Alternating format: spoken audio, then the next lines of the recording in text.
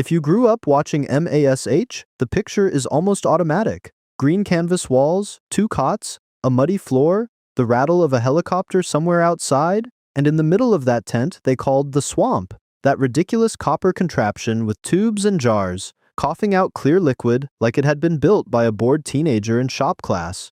Hawkeye Pierce would stand next to it in his robe, half smirking, half exhausted, and pour a martini like it was the only thing holding him together. For an entire generation watching from wood-paneled dens and living rooms lit by console televisions, that image became shorthand for a kind of comfort. Sarcasm as survival, alcohol as punctuation, but the still was theater.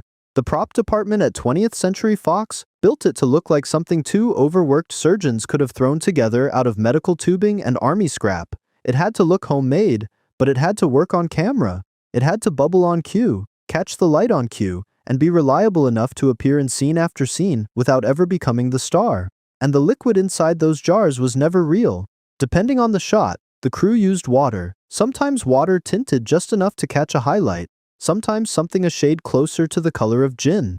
When Hawkeye lifted that glass and took a sip, he was drinking whatever the property master had cleared as safe for that day's takes. Viewers at home never questioned it. That was the whole point. Television in that era relied on the audience accepting the surface. Nobody watching Monday night on CBS was thinking about the prop supervisor. They were watching a man in a bathrobe make a joke to keep from crying. And that image, that comfort, that whole cocktail hour rhythm inside the swamp was one of the most carefully engineered pieces of stagecraft on primetime television. Every element of that scene, from the way the light hit the copper coil to the way Alda held the glass, was designed to feel casual. It was not casual at all, which brings up the part almost no fan realized. Alan Alda, the man drinking those martinis on camera for more than a decade, did not particularly like them. He has said in interviews over the years that martinis were not really his drink, that the taste was not something he ever developed an appetite for, and that off camera he was not the kind of man to pour one for himself at the end of the day. And yet week after week, take after take, he stood next to that still and did it anyway. Scenes with the martini could run through a dozen takes. Angles, reactions, dialogue rewrites, camera resets. Alda kept sipping. Sometimes the crew swapped his glass for a fresh one. Sometimes he just wet his lips and put it down. But the audience at home saw a man who looked born to hold that glass. Think about that for a second. The single most famous drinker in television comedy history was played by an actor who found the drink unpleasant. The martini in Hawkeye's hand was as much a costume as the dog tags around his neck. It was a mask, a piece of character armor, a way to give a doctor working 18-hour shifts in a combat zone something to do with his hands during the worst moments of his life. Alda understood that. He did not need to enjoy the drink. He only needed to make the audience believe Hawkeye did. That is the kind of quiet professionalism that got lost in the mythology of the show. Fans remember the wit. They remember the timing. They remember the way Alda could shift from a joke into something aching in the space of a single line. But the small physical work of holding a glass he did not want, take after take, week after week, year after year, was its own kind of acting. It is the sort of thing you only notice if you go back and watch the show carefully. The way he cradles the glass, the way he never quite finishes a sip, the way the drink is always there, always half full, always ready to punctuate a joke or cover a silence. That was not accidental. That was a man doing his job. So why did the character need to drink in the first place? For that, you have to go back before the television series existed at all, before CBS, before Alda, before the theme song most viewers only knew as an instrumental. MASH began as a novel by a former army surgeon writing under the name Richard Hooker, drawn from his own experience in Korea. Then came Robert Altman's 1970 film, which turned that novel into something looser, angrier, and more chaotic on screen. In both versions, the surgeons at the 4077th drank. They drank a lot, not because it was funny, because it was the only anesthetic they had for themselves. When the television version arrived on CBS in 1972, the writers kept the still. They kept the martini. They kept Hawkeye's cocktail hour. And they did it for the same reason the novelist and the filmmaker had. It gave the audience a visual shortcut into something television in that era could not always show directly. You could not put the full weight of a combat hospital on the screen at 8 o'clock on a Monday night. Advertisers would not have allowed it. The network would not have allowed it. But you could show a man in a bathrobe pouring a drink he did not need but could not do without. And every viewer who had ever seen someone come home from a hard day understood exactly what that meant. The martini was never really the joke. It was the load-bearing wall. It carried what the dialogue could not. And as the show ran season after season, that quiet symbolism began to grow louder. What started as a running gag about two surgeons cracking wise around, a still slowly became something heavier. Fewer laughs at the still, more silences next to it, more moments where Hawkeye would lift the glass, take a sip, and stare at nothing for a beat too long. Viewers felt the change before they had words for it, because MASH did something almost no long-running sitcom had ever done. It grew up in front of its audience. The early seasons leaned into the comedy, the sharp banter, the fast rhythm of a wartime workplace. But somewhere in the middle years, the balance shifted. The comedy softened, the drama sharpened, the still stayed, but the tone around it changed. And a lot of that came from Alan Alda himself. Over the run of the show, Alda took on more and more of the creative work behind the camera. He directed episodes, he wrote episodes, he became a central voice in shaping what MASH was allowed to say. That was unusual for a lead actor on a network sitcom in the 1970s, and it changed everything about how the show evolved. Under his influence, and alongside producers who shared his instincts, the series began pushing at the walls of what a Monday night comedy could carry. Loss, fear, moral exhaustion, the slow corrosion of watching young soldiers die on a table you scrubbed clean an hour ago. And the martini in Hawkeye's hand became the barometer of all of it. Watch the early seasons, and the drink plays like a punchline. Watch the later seasons, and the same prop feels like a warning. Same still, same tent, same actor, different weight. That kind of tonal shift almost never survived on network television back then. Shows either stayed comedies or they got canceled. MASH did something stranger. It became one of the most watched comedies in America, while quietly turning into one of the most serious dramas on television, and the audience followed it there. None of that happened by accident. Alda was open about the fact that he did not see MASH as a war show.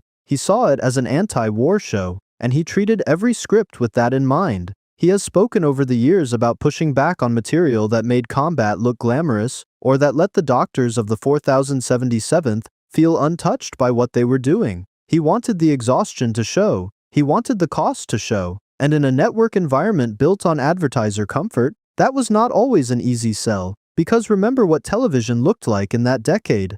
Primetime slots were sacred real estate. Families sat down together at the same hour every week. Sponsors paid enormous money to reach that audience. And they wanted the mood in the room to stay pleasant enough that nobody switched off the set before the commercial. A comedy about a war hospital was already a strange fit. A comedy that kept insisting the war was a nightmare was even stranger. CBS wanted the show to be funny. The people making the show wanted it to be honest. The martini stayed because it worked for both sides. It looked like a comedy prop. It carried a dramatic weight. It was a compromise nobody had to argue about. But some things could not be compromised, and one of them became one of the most famous quiet battles in television history. The laugh track. Sitcoms at the time were built on canned laughter. Networks believed audiences at home needed the cue to know when to laugh. The MASH team hated it. They fought CBS for years over it. They lost most of those fights, but they won one that mattered. The scenes set inside the operating room, where the doctors were literally hands deep in wounded soldiers, would air without a laugh track. Everywhere else, the canned laughter stayed. But in the OR, when it mattered most, the audience heard only the beeping monitors and the doctors' voices. That silence changed what a network sitcom was allowed to sound like. And it opened the door for episodes that broke almost every sitcom rule of the era. Installments that abandoned the traditional format entirely. Episodes shot in a documentary style. One famous half-hour, presented as if a wartime journalist were interviewing the doctors and nurses of the 4077th, was filmed in black and white to imitate old newsreel footage. There was no plot in the traditional sense. Just faces, just voices, just people trying to explain what it felt like to work in a place like that. And in the middle of episodes like that, when Hawkeye's martini appeared on screen, it was not funny anymore. It was a man trying to hold himself together in front of a camera. It was exhaustion made visible. That was the direction the show had been quietly heading for years. And it was the direction that made the finale possible. Because on the night of February 28, 1983, when MASH aired its final episode, it did something no scripted television show in America had ever done. Roughly 105.9 million viewers, or somewhere close to it depending on which source you trust, watch the same story on the same night. It became, at the time, the most watched scripted broadcast in American television history. Families crowded into living rooms, bars set up extra televisions, streets went quiet. Everyone was watching the same tent, the same doctors, the same war finally end. And what did the finale give them? Not a party, not a punchline, not a triumphant walk into the sunset. It gave them Hawkeye Pierce having a breakdown. The wisecracker with the martini in his hand, the man who had spent 11 years drinking his way through the horror around him, finally hit a wall he could not joke past. The episode showed him institutionalized, working with a psychiatrist to face something he had been trying to bury under sarcasm since the first season. The still could not save him. The martini could not save him. The entire 11-year arc of the character landed on the exact truth the prop had been hinting at from episode 1. The running gag was never really a gag. It was foreshadowing. Every time Hawkeye had leaned on that glass in the corner of the swamp, the show had been telling the audience something it did not want them to admit out loud, that he was in trouble, that the joking was a defense, that the war was doing something to him nobody at home could see. And on that one Monday night in February of 1983, in front of the largest scripted audience American television had ever assembled, MASH finally said it plainly. The drink was not the point. The drinker was. If you were in a living room that night, you probably remember the feeling. The TV Guide had been marking it for weeks. Local newspapers ran features on the cast. Radio stations mentioned the finale like it was a national event, because in a way, it was. There were only a handful of channels people watched. There was no pause button. There was no streaming later.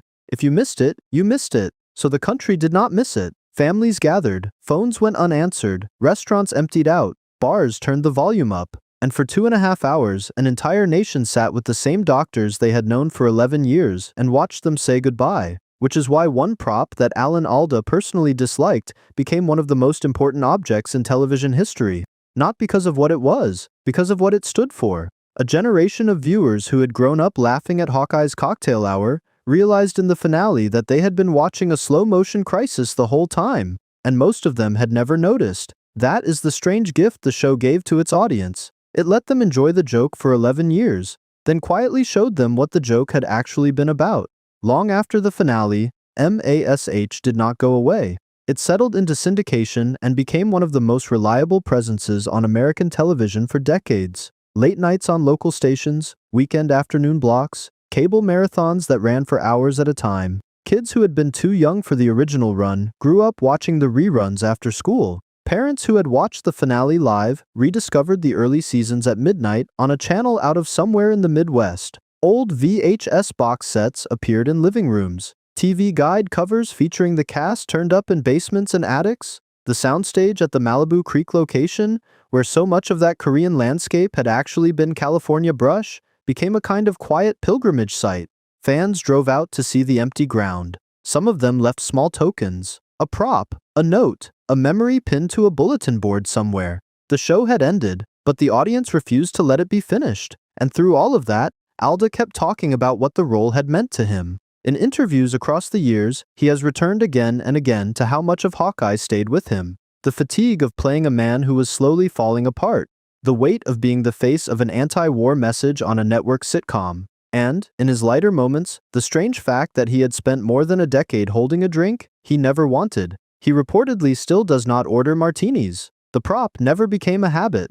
The character never became the man. He also spent years, gently, trying to remind audiences that he was not Hawkeye Pierce. He took other roles, other tones, other kinds of work, but for a huge portion of viewers, the face and the character had fused. That is the price of a role that lands that deeply into a culture. The audience does not always want to let the actor out. Alda handled it with more grace than most, but he was honest about how strange it felt to be permanently linked, in the public mind, to a man in a bathrobe pouring a drink he did not enjoy in a war he did not believe in. Think about the layers stacked inside that one image. A doctor who hated the war, drinking to survive it. An actor who hated the drink, pretending to enjoy it. A show that hated pretending war was clean, disguised as a comedy so it could tell the truth. And an audience at home that thought they were watching a running gag when they were actually watching one of the most sustained portraits of quiet trauma network television had ever produced. It says something about how good the illusion was that so many viewers only figured it out in the last episode, and some not even then. For years afterward, people remembered MASH as their comfort show, the show they watched in reruns while cooking dinner, the show they fell asleep to on a Saturday afternoon, the show whose theme song, an instrumental most viewers only knew by its melody, could find them from another room and pull them back to the couch. And all of it was built on a foundation of grief that the still in the corner had been carrying the whole time. Somewhere out there, the props from that set are in storage. The copper coils, the little tubes, the glass jars that used to hold clear water pretending to be gin, the bathrobe, the dog tags, the stethoscope.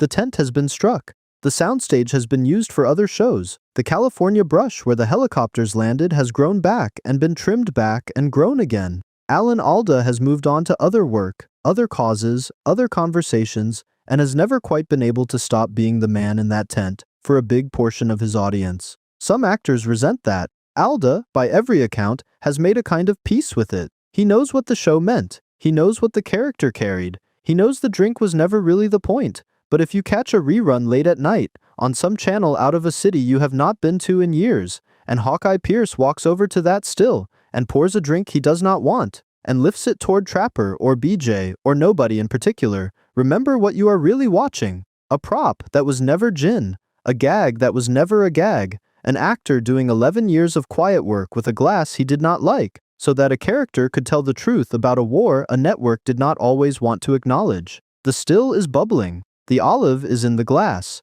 The helicopter is coming in. And the joke, if you listen closely, has always been the saddest part of the show.